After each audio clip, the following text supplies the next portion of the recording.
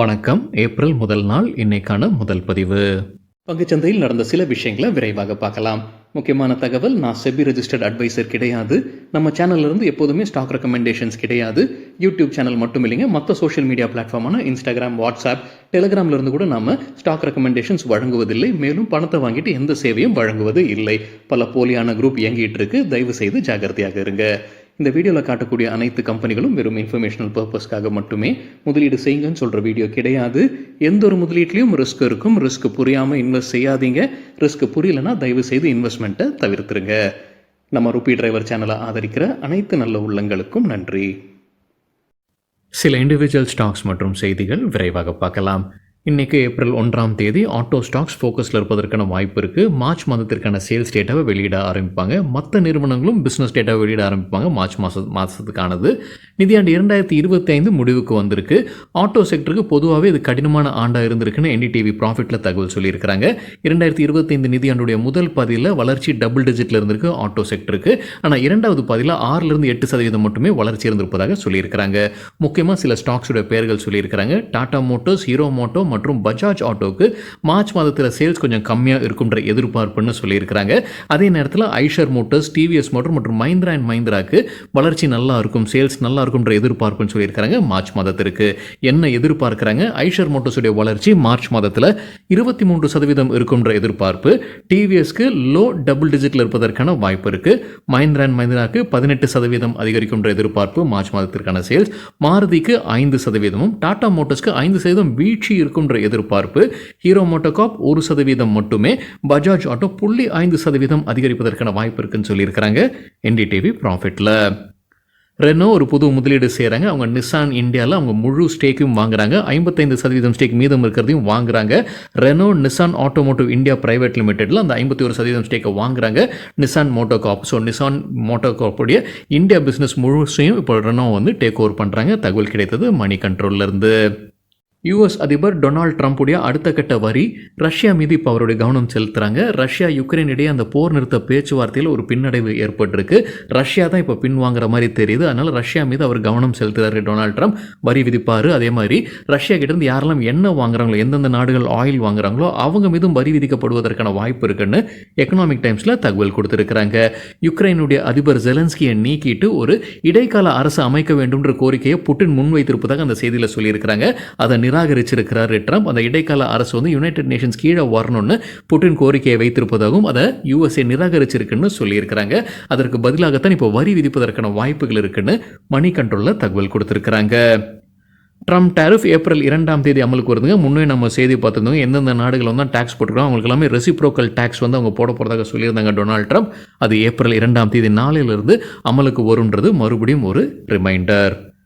S&P 500 target ப்ரைஸை குறைச்சிருக்கிறாங்க Goldman socks. முன்னே அவங்க சொல்லியிருந்தது 6200 டார்கெட்டாக சொல்லியிருந்தாங்க. அதை இப்போ குறைச்சிருக்கிறாங்க 5700 பாயிண்ட்ஸாக குறைச்சிருக்கிறாங்க. அதாவது இப்போ இருக்கிற லெவலிருந்து ஒப்பிடும்போது வெறும் 2% மட்டுமே அதிகரிப்பதற்கான வாய்ப்பு இருக்குன்னு சொல்லியிருக்கிறாங்க கோல்ட்மேன் சாக்ஸ். தகவல் நமக்கு கிடைத்தது மணி கண்ட்ரோலில். அவங்க சொல்லியிருக்கிற முக்கிய காரணங்கள் 2 சொல்லியிருக்கிறாங்க. ஒன்று ரிசெஷனுடைய ரிஸ்க் அதிகமாக இருக்குது. மற்றொன்று இப்போது அந்த டொனால்ட் ட்ரம்ப்புடைய நிலையற்ற டேரிஃப். இந்த 2 காரணங்கள் முக்கியமாக சொல்லியிருக்கிறாங்க. வெறும் 2% மட்டுமே S&P 500 அதிகரிக்கும்ன்ற எதிர்பார்ப்பு கோல்ட்மேன் சாக்ஸ்க்கு. National highway authority of India toll ரேட்ஸை உயர்த்துவதாக இருக்கிறாங்கன்னு மணி கண்ட்ரோலில் தகவல் கொடுத்துருக்குறாங்க. சில முக்கிய ரூட்ஸ்க்கெல்லாமே அவங்க உயர்த்துவதற்கான வாய்ப்பு இருக்குது. குறைந்தபட்சம் ₹5, அதிகபட்சம் ₹10 உயர்த்துவதற்கான வாய்ப்பு இருக்குன்னு மணி கண்ட்ரோலில் தகவல் கொடுத்துருக்குறாங்க. அதே நேரத்தில் எல்பிஜி சிலிண்டருடைய விலை கீழே போகிறதுக்கான வாய்ப்பு இருக்குது. 14 kg இருக்கக்கூடிய சிலிண்டருடைய விலை குறைப்பதற்கான வாய்ப்புகள் இருக்குன்னு மணி கண்ட்ரோலில் தகவல் கொடுத்துருக்குறாங்க. வோடஃபோன் ஐடியா குறித்து சிஎன்பிசி டிவி 18 கிடைத்த ஒரு தகவல். மார்ச் 2024 ரீட்டைல் ஷேர் ஹோல்டர்ஸுடைய எண்ணிக்கை 36.18 லட்சம் ஆட்களாக இருந்தது. ரீட்டைல் ஷேர் ஹோல்டர்ஸ்னு சொல்லும்போது ₹2 லட்சம் அல்லது அதற்கு குறைவாக வைத்திருக்கக்கூடிய ஷேர்ஸுங்க. ரூபாயில் ₹2 லட்சம் வரைக்கும் அல்லது அதற்கு குறைவாக வைத்திருக்கக்கூடிய ஷேர் ஹோல்டர்ஸ் தான் ரீட்டைல் ஷேர் ஹோல்டர்ஸ். அவங்களுடைய எண்ணிக்கை 36.18 லட்சமாக இருந்தது. மார்ச் 2024 முடிவில் 3.7% ஸ்டேக் வைத்திருந்திருக்கிறாங்க. டிசம்பர் மாத இறுதியில் பார்க்கும்போது அது 58.3 3.4 லட்சம் ஆட்களாக உயர்ந்திருக்கு. ரீட்டைல் ஷேர் ஹோல்டர்ஸ் 7.63% ஸ்டேக் வைத்திருக்கிறாங்க. இது டிசம்பர் மாதம் முடிவுலங்க.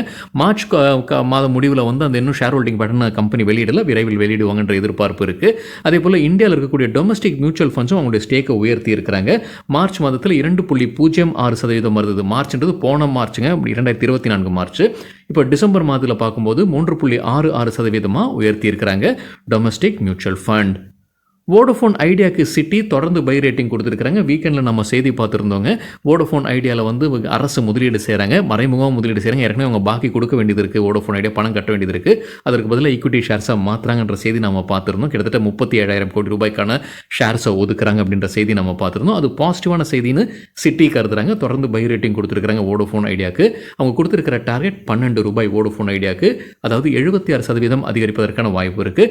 வோடஃபோன் ஐடியாவை பாசிட்டிவ்னு சொல்லும்போது கூடவே வருது வந்து நம்ம இண்டஸ் டவர்ஸ் தான். சிட்டி வந்து இண்டஸ் டவர்ஸ்க்கும் புல்லிஷாக இருப்பதாக அப்டேட் கொடுத்துருக்குறாங்க. சௌராஷ்டிரா சிமெண்ட் தற்போது அப்டேட் இருக்கு. Income tax department demand notice அனுப்பியிருக்கிறாங்க. இது அசஸ்மெண்ட் இயர் 2019 மற்றும் 2021க்கானது. 11 கோடி ரூபாய்க்கான டிமாண்ட் நோட்டீஸ் அனுப்பப்பட்டிருக்கு சௌராஷ்டிரா சிமெண்ட்டுக்கு. சஃபாரி இண்டஸ்ட்ரீஸ் தற்போது அப்டேட் இருக்கு. குஜராத்தில் நிலம் வாங்கியிருக்கிறாங்க 1.12 கோடி ரூபாய்க்கு. ட்ரைட்டன் வேல்வ்ஸ் லிமிடெட் தரப்பு அப்டேட் இருக்குது. கம்பெனிக்கு ஒரு கான்ட்ராக்ட் கிடச்சிருக்கு. 5 ஆண்டிற்கான கான்ட்ராக்ட். யார்கிட்டன்றது சொல்லலை. அதோடைய மதிப்பு 1 மில்லியன் யூரோஸ் 5 ஆண்டிற்கு. Garden reach ship filters and Engineers தரப்பு அப்டேட் இருக்குது. நிதியாண்டு 2025 டேர்ன் ஓவர் டேட்டா வெளியிட்டிருக்கிறாங்க. ஆனுவல் டேர்ன் ஓவர் 4,750 கோடி ரூபாய். இயர் ஆன் இயர் 32% வளர்ச்சியை பார்க்குது.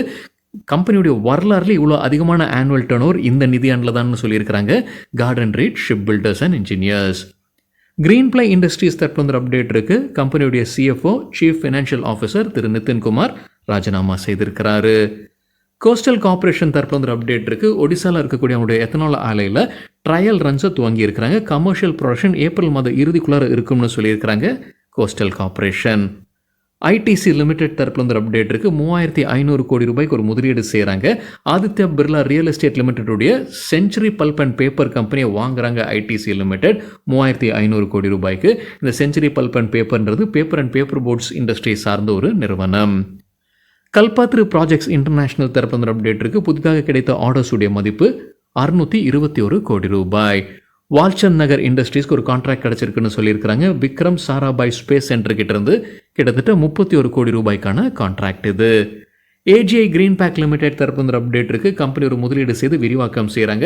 700 கோடி ரூபாய் முதலீடு செய்கிறாங்க. அவங்களுடைய புது கண்டெய்னர் கிளாஸ் ஆலை மத்திய பிரதேசில் அமைக்கிறாங்க. அவங்களுடைய உற்பத்தி திறனை 25% அதிகரிக்கிறாங்க. அதாவது ஒரு நாளைக்கு 500 டன் உற்பத்தி செய்யக்கூடிய திறனில் அவங்க கொண்டு வராங்க.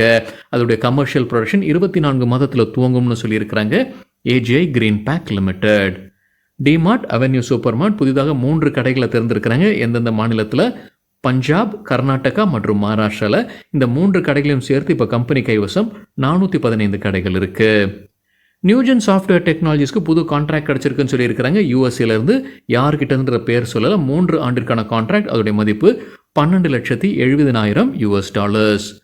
டிட்டாகர் ரயில் சிஸ்டம்ஸ் குறித்து என்டிடிவி ப்ராஃபிட்லேருந்து கிடைத்த ஒரு தகவல். கம்பெனியுடைய மேனேஜ்மெண்ட் குறிப்பாக டெப்யூட்டி மேனேஜிங் டைரக்டர் பேட்டி கொடுத்துருக்காரு. அதுலேருந்து கிடைத்த ஒரு தகவல். அவங்களுடைய வேகன் ஆனுவல் ப்ரொடக்ஷன் வந்து 12,000 எட்ட வேண்டும் இலக்கு வைத்திருக்கிறாங்க நிதியாண்டு 2026. அதே போல் 2026 நிதியாண்டில் ஆர்டர்ஸும் அதிகமாக இருக்குன்ற எதிர்பார்ப்புன்னு சொல்லியிருக்கிறாங்க. நிதியாண்டு 2026 அவங்க எதிர்பார்ப்பது மாதந்தோறும் 900லேருந்து 1000 வேகன்ஸ் அந்த ரன் ரேட்டை அச்சீவ் பண்ணும். அதான் அந்த ஆண்டுதோறும் பார்க்கும்போது 12,000ன்றது வருது. அவங்க புது பிஸ்னஸ்லேயும் நுழையிறாங்க. ஷிப் பில்டிங் மற்றும் ரயில்வே சிக்னிங் அண்ட் சேஃப்டியிலையும் இறங்குறாங்க. அது முன்னவே அறிவித்தது தான். ஸோ இதெல்லாம் பாசிட்டிவாக இருக்குன்ற எதிர்பார்ப்புன்னு கம்பெனியுடைய மேனேஜ்மெண்ட் பேட்டி கொடுத்துருக்குறாங்க. ஆர்டிஃபேக்ட் ப்ராஜெக்ட்ஸ் தற்போது அப்டேட் இருக்குது. ஆந்திர பிரதேஷ் மாநிலத்தில் national highway authority of India கிட்ட இருந்து ஒரு கான்ட்ராக்ட் கிடைக்குது. அவங்களுக்கு மட்டும் இல்லைங்க, அவங்களுடைய ஒரு ஜாயிண்ட் வெஞ்சர் கிடைக்குது. Mangalam Infra and Engineering Limited association ஒரு நிறுவனத்துடன் தான் இந்த ஜாயிண்ட் வெஞ்சர். இந்த ஜாயிண்ட் வெஞ்சருக்கு தான் 241.6 லட்சம் ரூபாய்க்கான கான்ட்ராக்ட். இதில் ஆர்டிஃபேக்ட் ப்ராஜெக்ட்ஸுடைய பங்கு எவ்வளவு அப்படின்றத அவங்க வெளியிடலை. தீபக் ஃபர்டிலைசர்ஸ் குறித்து என்டிடிவி ப்ராஃபிட்லேருந்து கிடைத்த ஒரு தகவல். டாக்ஸ் டிமாண்ட் அனுப்பப்பட்டிருக்கு இன்கம் டேக்ஸ் டிபார்ட்மெண்ட்னால 252 கோடி ரூபாய்க்கானது. இதை எதிர்த்து மேல்முறையீடு செய்கிறாங்க. இன்கம் டேக்ஸ் அப்பல்லட் ட்ரிபியூனலில் மேல்முறையீடு தீபக் ஃபர்டிலைசர்ஸ் செய்வதாக என்டிடிவி ப்ராஃபிட்டில் தகவல் கொடுத்துருக்காங்க. கிருஷ்ணா டயக்னாஸ்டிக்ஸ் தரப்பு அப்டேட் இருக்குது. கம்பெனி ஒரு புது முதலீடு செய்கிறாங்க. ஹெல்த் கேர் இண்டஸ்ட்ரியை சார்ந்த அப்புல்கி ஹெல்த் கேர் பிரைவேட் லிமிடெட்டில் 24% ஸ்டேக் வாங்குறாங்க 31.25 கோடி ரூபாய்க்கு. இன்ஜினியர்ஸ் இந்தியா தரப்பு ஒரு அப்டேட் இருக்குது. மகாராஷ்டிரா மற்றும் வெஸ்ட் பெங்கால் மாநிலத்தில் நம்மளுக்கு புதிதாக ஆர்டர்ஸ் கிடச்சிருக்கு. அதோடைய மதிப்பு 245 கோடி ரூபாய். இந்துஸ்தான் ஏரோநாட்டிக்ஸ் தரப்பு ஒரு அப்டேட் இருக்குது. நிதியாண்டு 2025 வருவாய் டேட்டாவை வெளியிட்டிருக்கிறாங்க. 30,400 கோடி ரூபாய். போன வருடம் பார்க்கும்போது 30,381 கோடி ரூபாய், கிட்டத்தட்ட அந்த அளவுக்கே இருக்குது. அவங்க சொல்லியிருக்கிற முக்கிய காரணம் அந்த ப்ரெஸ் ரிலீஸில் என்ன சொல்லியிருக்கிறாங்க, முக்கியமான ஒரு டேட்டா என்ன சொல்லியிருக்கிறாங்கன்னா, இந்த வருவாயை எட்டி இருப்பது நிறைய பிரச்சனைகள் இருந்திருக்கு. குறிப்பாக அவங்களுடைய சப்ளை செயினில் பிரச்சனை இருந்துகிட்டு இருக்கு. இருந்தாலும் இவ்வளோ அளவுக்கு வருவாயை எட்டி இருக்கும்னு சொல்லியிருக்கிறாங்க. நம்ம சில தினங்களுக்கு முன்னாடியே நம்ம செய்தி பார்த்துருந்தோம். சில இன்ஜின்ஸ்லாம் அவங்களுக்கு வெளியிலேருந்து வர வேண்டியது இருந்தது. அதெல்லாம் தாமதமாக வந்துகிட்டு இருக்கு. அது தாமதமாக வரதுனாலே அவங்க கொடுக்க வேண்டிய ப்ராடக்ட்ஸுடைய டெலிவரியும் தாமதமாகிட்டு இருக்குன்ற செய்தி நம்ம பார்த்துருந்தோம். ஸோ அதுதான் அவங்க சொல்கிறாங்கன்னு நினைக்கிறேன், இந்த சப்ளை செயின் பிரச்சனைன்றது. அது இருந்தும் அவங்களுக்கு வருவாய் இந்த நிதியாண்டில் 30,400 கோடி ரூபாயை எட்டியிருக்கிறாங்க. இந்துஸ்தான் ஏரோநாட்டிக்ஸ் குறித்து என்டிடிவியிலேருந்து கிடைத்த ஒரு தகவல், கம்பெனி மீது ஒரு செய்தி வெளியாகி இருக்கு. நியூயார்க் டைம்ஸில் என்ன சொல்லியிருக்கிறாங்கன்னா, கம்பெனி அரசு நிறுவனங்க. ஸோ அவங்க என்ன பண்ணியிருக்கிறாங்க, ஒரு முக்கியமான டெக்னாலஜியை ரஷ்யாவுக்கு விற்பனை செய்திருக்கிறாங்க அப்படின்னு நியூயார்க் டைம்ஸில் செய்தியாக வெளியாகிருக்கு. இதை முற்றிலுமாக மறுத்திருக்கிறாங்க. அரசு தரப்பு வந்து அவங்க அப்டேட் கொடுத்துருக்காங்க. இதை மறுத்திருக்கிறாங்க. இது தவறான செய்தின்னு சொல்லியிருக்கிறாங்க. அந்த செய்தியில் என்ன சொல்லியிருக்கிறாங்கன்னா, இந்துஸ்தான் ஏரோநாட்டிக்ஸ் வந்து ரஷ்யாவுக்கு ஆயுதங்கள் சப்ளை செய்யக்கூடிய ஒரு நிறுவனத்திற்கு அந்த ஒரு முக்கியமான டெக்னாலஜியை விற்பனை செய்திருக்கிறாங்க. குறிப்பாக மிலிட்ரி டேட்டாவும் இருக்கு போல தெரியுது. அதெல்லாம் விற்பனை செய்திருக்கிறாங்கன்ற குற்றச்சாட்டு அந்த செய்தியில் சொல்லியிருக்கிறாங்க. முற்றிலுமாக மறுத்திருக்கிறாங்க. இது தவறான செய்தின்னு மினிஸ்ட்ரி ஆஃப் எக்ஸ்டர்னல் அஃபேர்ஸ் சொல்லியிருக்கிறாங்க. இப்போ நியூயார்க் டைம்ஸ் மீது அரசு நடவடிக்கை எடுப்பாங்களா அப்படின்றது தெரியல. அது பொறுத்திருந்து பார்க்க வேண்டும். தகவல் நமக்கு கிடைத்தது என்டிடிவியிலிருந்து. ஷீலா ஃபோம் ஸ்லீப்வெல் மேட்ரஸ் பிராண்ட், அந்த மேட்ரஸ் பிராண்ட் வைத்திருக்கக்கூடிய நிறுவனம், அந்த கம்பெனி குறித்தான ஒரு அப்டேட். கம்பெனியுடைய சிஇஓ திரு நிலேஷ் ராஜினாமா செய்திருக்கிறாரு. ட்ரெண்ட் லிமிடெட் டாடா நிறுவனம், அவங்க 1000 ஃபேஷன் ஸ்டோர்ஸ் இப்போ அவங்க கைவசம் இருக்குது. இதில் 248 வெப்சைட் ஸ்டோர்ஸும் 757 ஜூடியோ ஸ்டோர்ஸும் இருப்பதாக சொல்லியிருக்கிறாங்க ட்ரெண்ட் லிமிடெட். சில புரோக்கிங் கம்பெனி ஸ்டாக் ரெக்கமெண்டேஷன்ஸ் கொடுத்துருக்காங்க. எக்கனாமிக் டைம்ஸ்லேருந்து கிடைத்த தகவல், பொனான்சா போர்ட்ஃபோலியோடைய பரிந்துரைகளில் சுமிட்டோமா கெமிக்கலுக்கு buy rating target 595, stop loss 543. அவங்க சொல்லியிருக்கிற காரணம் டெய்லி சார்ட்ஸில் டபுள் பாட்டம் பிரேக் அவுட் நடந்திருப்பதாக சொல்லியிருக்கிறாங்க. ஃபோர்டிஸ் ஹெல்த் கேருக்கு பை ரேட்டிங், எதிர்பார்க்குற டார்கெட் 736, ஸ்டாப் லாஸ் 678. சொல்லியிருக்கிற காரணம் டெய்லி சார்ட்டில் ascending triangle pattern breakout நடந்திருப்பதாக சொல்லியிருக்கிறாங்க. அசெண்டிங் ட்ரையாங்கிள் பேட்டர்ன் குறித்து நம்ம வேறொரு வீடியோவில் டீட்டெயில்டாக பேசியிருக்கோம். அந்த வீடியோட லிங்க் இந்த வீடியோட டிஸ்கிரிப்ஷனில் இருக்குது. சாய்ஸ் புரோக்கிங்குடைய ரெக்கமெண்டேஷன்ஸில் ஐஜிஎலுக்கு buy rating target 220, 230, stop loss 190. அவங்க சொல்லியிருக்கிற காரணம் டெய்லி சார்ட்டில் descending triangle pattern breakout நடந்திருப்பதாக சொல்லியிருக்கிறாங்க. இந்த பேட்டர்ன் குறித்தும் நம்ம வேறொரு வீடியோவில் டீட்டெயில்டாக பேசியிருக்கோம். அந்த வீடியோட லிங்க் இந்த வீடியோட டிஸ்கிரிப்ஷனில் இருக்குது. சுதர்ஷன் கெமிக்கலுக்கு buy rating target 1120, 1140, stop loss 920. United ஸ்பிரிட்ஸ்க்கு buy rating target 1540, 1570, stop loss 1340. சொல்லியிருக்கிற காரணம் என்னென்னா, டெய்லி சார்ட்டில் கப் அண்ட் ஹேண்டில் பேட்டர்ன் நடக்க இருப்பதாக சொல்லியிருக்கிறாங்க. Cup and handle pattern break out நடக்க இருப்பதாக சொல்லியிருக்கிறாங்க. கப் அண்ட் ஹேண்டில் பேட்டர்ன் குறித்தும் நம்ம வேறொரு வீடியோவில் டீட்டெயில்டாக பேசியிருக்கோம். அந்த வீடியோட லிங்க் இந்த வீடியோட டிஸ்கிரிப்ஷனில் இருக்குது. சரிங்க, இதுதான் சில விஷயங்கள் என்னுடைய பார்வைக்கு எட்டியது. நன்றி, வணக்கம்.